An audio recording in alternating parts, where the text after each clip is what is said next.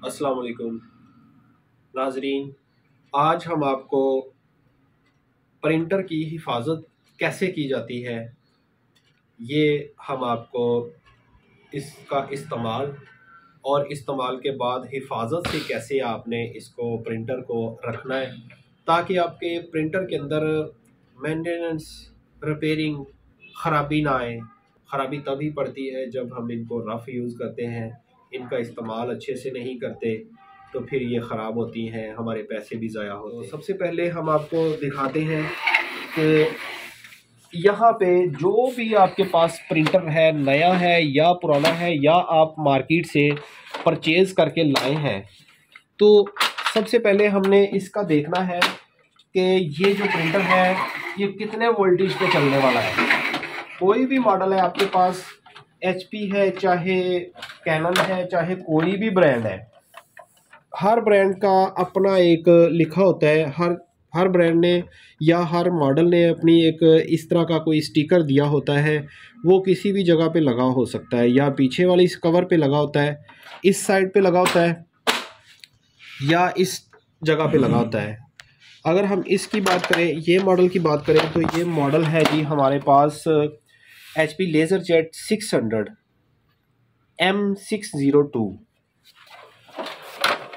ये जो मॉडल है इसके ऊपर सबसे पहले हमने ये देखना है कि ये कितने वोल्ट और कितने वाट के ऊपर चलता है। ये लिखा आ रहा है हमारे पास 220 वोल्ट या 240 वोल्ट AC। हमने देख लिया 220 वोल्ट और 5 एम्पेयर है।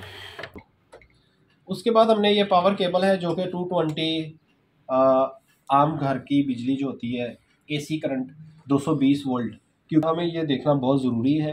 अगर हम 110 वोल्ट के ऊपर चलने वाली मशीन को हम 220 वोल्ट करंट लगाएंगे, पक्की बात है कि हमारे प्रिंटर को ख़राब करेगा ही करेगा, क्योंकि 220 वोल्ट पे चलने वाली चीज़, 220 वोल्ट वाली हम वायर 110 वोल्ट पे चलने वाली मशीन के ऊपर लगा रहे हैं तो उसका सर्किट बोर्ड जल जाएगा। पावर केबल और ये USB केबल यहाँ पे लगानी है, हमेशा याद रखिएगा। ये USB दो पोजीशन के साथ उल्टी भी कोई लगाने की कोशिश करते हैं, लगती तो नहीं है, लेकिन कुछ लोग ज़्यादा ज़ोर लगाते हैं। ये उल्टी साइड मैंने पकड़ी हुई है, ज़्यादा ज़ोर लगाते हैं तो ये पोर्ट टूट जाती है। डायरेक्शन आपने सबसे पहले ये देखनी है कि ये डायरेक्शन किस साइड पे मूव हो रही है। ये जो कट बने हुए हैं, इन कट को हमने इस कट के साथ मिलाना है। ये जो स्ट्रेट साइड है इसको स्ट्रेट साइड के साथ रखना है और इसको ऐसे लगा देना है। इसको यूं यूं यूं करके नहीं निकालना कभी भी, बड़े आराम से स्ट्रेट बाहर निकाल लेना है, बड़े आराम से लगा देना है। इसके बाद प्रिंटर को पावर ऑन कर देनी है। इसकी पावर ऑन करने के बाद कोशिश ये करनी है कि जब हमारी प्रिंटर की पावर ऑन हो गई है तो पावर ऑन होते ये प्रिंटर निचलाइज होता है। निचलाइज से मुराद प्रिंटर स्टार्ट लेता है। जब ये प्रिंटर स्टार्ट ले रहा होता है तो उस वक़्त जब ये इसकी आवाज़ आ रही होती है स्टार्टिंग की, स्टार्ट लेने की, वो चंद सेकंड के लिए स्टार्ट लेता है। उस दौरान हमने पावर केबल उतारनी नहीं है। अगर हम पावर केबल उतार देंगे तो प्रिंटर का बायोस, प्रिंटर की आगे फॉर्मेटर बोर्ड में भी मसला हो सकता है, इसकी बायोस भी उड़ सकती है। अब इसके बाद हम आ जाते हैं प्रिंटर को इस्तेमाल कैसे करना है। ये है इसका फर्स्ट डोर, इसके बाद है यहाँ पे सेकंड डोर। ये बाईपास भी इसको बाईपास भी बोलते हैं और इसको सेकंड डोर बोलते हैं। Tray 2, tray 1, tray 2। ये ट्रे 2 1 है। जब भी हमने इस्तेमाल करना है तो कोशिश करनी है कि इस्तेमाल करते वक्त ही इस ट्रे को खोलें, अदरवाइज इसको प्रिंट निकालने के बाद को इस्तेमाल करने के बाद ऐसे ट्रे बंद कर देनी चाहिए, क्योंकि अगर हम ट्रे खुली रखेंगे किसी का भी बाजू आ सकता है, हाथ आ सकता है, कोई रुकावट आ सकती है, कोई चीज़ आगे पीछे होके ये ट्रे खींची जाती है या टूट जाती है। उसके बाद हम देखेंगे कि हम यहाँ पे पेपर भी फंस जाता होता है हमारा। जब भी पेपर इस साइड पे यहाँ पे होता है हीटर सेक्शन, हीटर यूनिट, यहाँ पे अगर पेपर फंस जाता है तो एक फ़र्ज़ करें यहाँ पे इस साइड पे फंस जाता है, हल्का सा बाहर आता है और बाकी इसी के अंदर ही रहता है। हमने यहाँ से खींचना है, यहाँ से किसी भी इस तरह की डोर हर प्रिंटर के अंदर होती है। किसी की छोटी होती है, किसी की बड़ी होती है। ये वाली डोर को निकालना है। यहाँ पे जहाँ भी नज़र आ रहा होगा, हमने किसी पेंसिल के साथ किसी नोकदार चीज़ को इस्तेमाल नहीं करना, किसी भी ऐसी चीज़ को इस्तेमाल नहीं करना कि जो कट लगा दे किसी भी जगह पे। ये सेंसर होते हैं, बड़े नाजुक सेंसर होते हैं प्रिंटर के अंदर। ये सेंसर लगे हुए हैं, किसी प्रिंटर में किसी और जगह पे लगे होते हैं। इस मॉडल में हर मॉडल का थोड़ा थोड़ा डिफरेंस तरीका होता है। इसके बाद हमने इस साइड पे देखना है प्रिंटर को। ये है टोनर वाली side, toner section. Toner section को जब हम इंस्टॉल करते हैं, टोनर नया लगाते हैं, तो इस साइड को डस्टी नहीं होना चाहिए, गंदा नहीं होना चाहिए। इसको हमने साफ़ सुथरा रखना है।